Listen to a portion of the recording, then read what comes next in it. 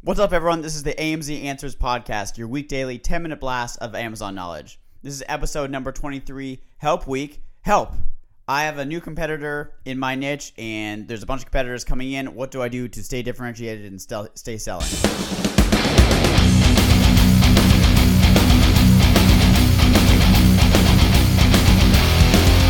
What's up, everybody? Welcome to AMZ Answers Podcast. What's up? Episode number 23, Help. I have a new competitor. This is Help Week number 3. I'm up here in the dog shack. I'm here with Noah and his dog, who's on the bed right now, licking himself. Licking himself viciously. Noah, what's a gripe that you have? A gripe that I have? Mm-hmm. And skipping you. Being hungover. I don't like being hungover. I'm hungover. You got to prepare your gripes. I'm hungover. Okay, my gripe, which I prepared, is spiders. What do we do with them? They're intelligent creatures. They're magical. They can spin webs and everything. But when one is in your bed, what are you supposed to do? So you can kill it. I have a rule on this. You can kill it, but it's bad to kill, killing one. So you can take it with a sandal and put it outside, which takes a lot of work. So what do we do? I try not to kill them, but there was a huge spider on the ceiling the other day, and I killed it. Yeah. I killed it because it was fucking huge. It could have bitten me. My friend said that it's natural selection to kill them because they shouldn't be... Who said that to you? My friend Kent Chappell. Kent, if you're listening... Thank you. Shout out. If they're in vision of another mammal, the spider, that they shouldn't be able to be seen by a mammal. Anyway. I like that. Anyway. Yeah, I don't know about that one. But yeah. No, I like that one. Okay. So, help. I have a new competitor on my listing. Okay, so guys, this is going to happen to you when you have any successful product. There's a good amount of Amazon sellers out there, and they're going to come for you. Basically, that's at some point. If you build it, they will come. If you build it, thank you. Yeah. The best defense against a competitor is going to be branding or your packaging, right? So your competitor might be able to get the same item done from your supplier, but one thing that they can't copy at all is your design or your brand or your logo on your packaging, right? So it's the difference between, like Dove,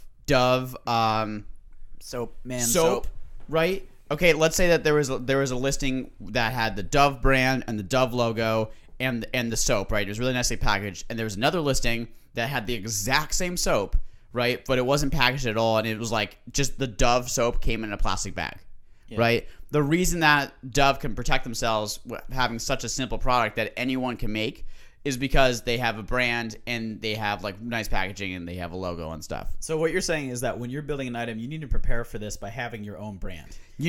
Exactly. And one of the things that you've said before that I also agree with, that I've started to do, is a really easy way to have your own brand is to have your supplier put a sticker of the brand on the packaging. Yeah, exactly. So the reason that I do that instead of packaging is because at first, when you're doing your 300 unit mock, packaging is very, very expensive. It's not very, very expensive. It's more expensive, though. And an easy thing that you can do is have your supplier... Can't be doing ball scratches on Facebook Live. And we can't. We can't be doing it. We can't do it. We can't have it. You said act like we weren't on camera, though. We're not cavemen. You said just act normally. I Okay, know. so basically, you can imagine this. If... Like, let's say that the Dove, the bar soap is in a plastic bag. At first, have your supplier just put a big sticker of your logo. Let's say it's Sudsy Soap is your name, and it's like a really cool soap bar with some bubbles and some colors. Just have them put a sticker that's very, very cheap on the front of it. And the reason why is because in your main picture, you can show that sticker. You can show that packaging with that sticker, which is branding, which makes you look legit. And since it's on your product, you can show it in the main picture. And they cannot copy that brand. They cannot copy the brand because you have what's called first use rights of it. Yes. And it's also what's called... This is a real thing. I read through a patent book, which sucked. But it's called like unfair advantage. So it's like you... Technically, even if you aren't trademarked, not only do you have first use rights of it, but you have unfair advantage of it, which is basically like if someone copies it, they're taking away your unfair advantage. I know that was a terrible description, but it's a thing. It's a thing. Basically, this is why I want to brand. Okay, let's say that you... Wait, even if you branded... If you guys need to look into the copyright, trademark, patent laws, and you're like, you really want to know it, Patent It Yourself, which is a huge reference book, but it's been great for me to have. Yeah. I would have to go get the book. Read it for fun as you go to sleep. Yeah, it's super fun to read. Putting me to bed. It's really awesome. Okay, what if you've done the brand and you still have a new competitor in your niche? I know that I did a very simple item one time, and I had like 10 competitors basically the next day. So my if life. you've done the brand and still you have competitors coming in and they're killing the niche, they're taking away sales, see if you can add something onto your item for the next order, right? See if you can add a little trinket or something to differentiate it. Yeah. Or see if you can get some more reviews to make you have more staying power. So can I Charlie Munger, okay, Warren Buffett's partner. What? He talks about this as a moat. So he talks about like every business has a moat, which basically protects it from other businesses coming up to it. Yeah. Okay? So you can think of your moat on your Amazon product is the ability to differentiate or make people buy yours over others, right? So branding and trademark makes you have a little bit of a moat. Having a differentiator, like having another item in it or having your product be different, makes the moat even wider. Right. So when you are developing these products, even if it looks like the niche isn't very developed and you want to just stay one step ahead, you want to think long term down the line. How can this item stay in this niche for a year without me changing it? I think you really want to think that I want this item to have 2 and 3 years of life. Yeah. At least. Okay. What do you mean? I mean, like, is it realistic to have 3 years with everyone with like the dog eat dog jungle of Amazon FBA? Everyone's going to copy your listing if it's doing well. I think you want to go into it with having 3 years, trying to get 3 years. But the out thing of is, it. you're not gonna be able to not touch it. You're gonna still have to do a little bit of work on it. You're gonna have to put in a differentiator, like put in an add-on item. That's a put great in point. packaging. Yeah. Every item I've had that's lasted for a while, which is like 1.5 years, 2 years.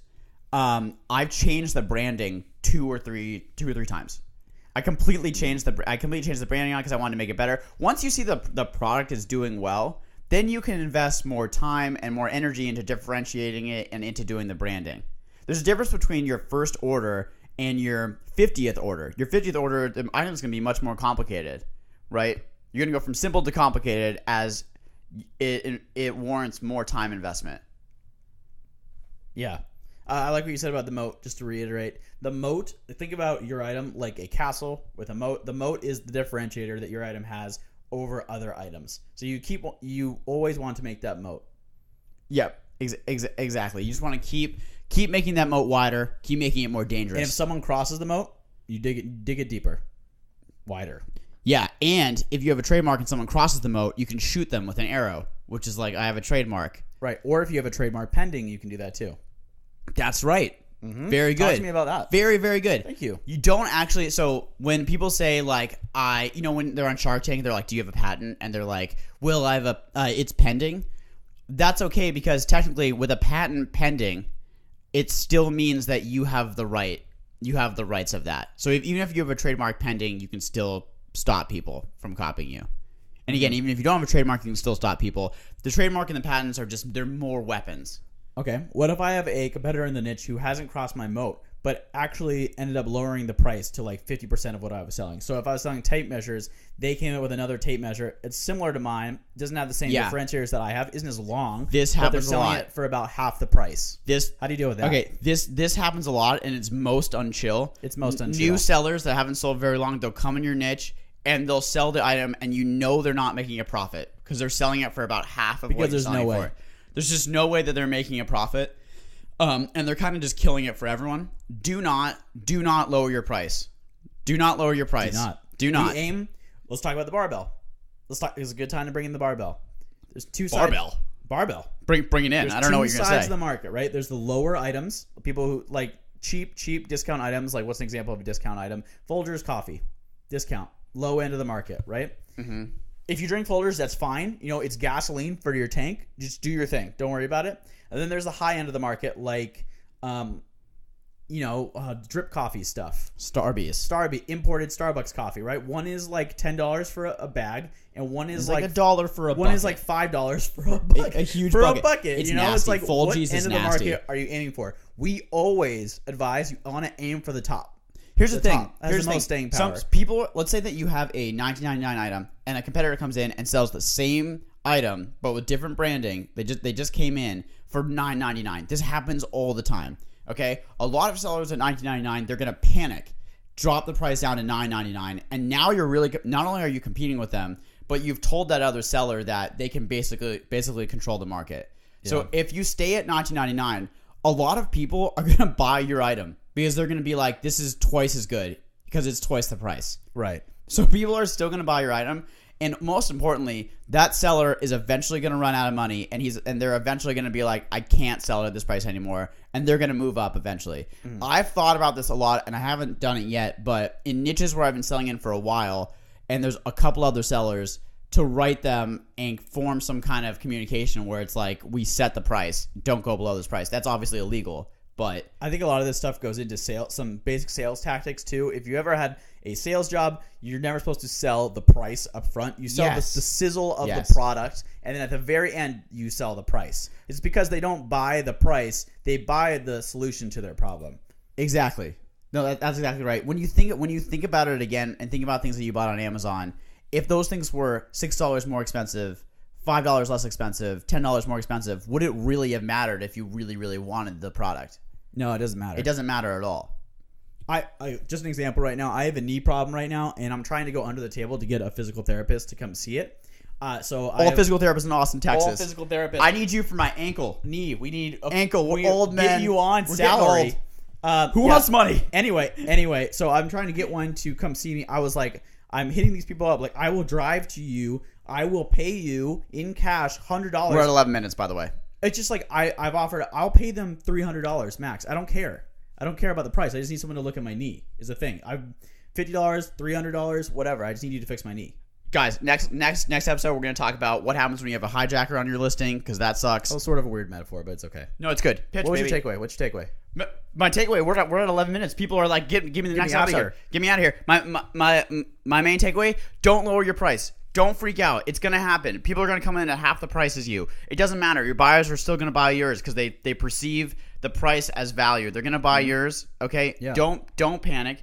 Do not lower your price. That other seller is going to have to eventually up his price, or he's just going to quit. Yeah. Because he's making no money. Yeah. Okay. Pitch, baby. Pitch.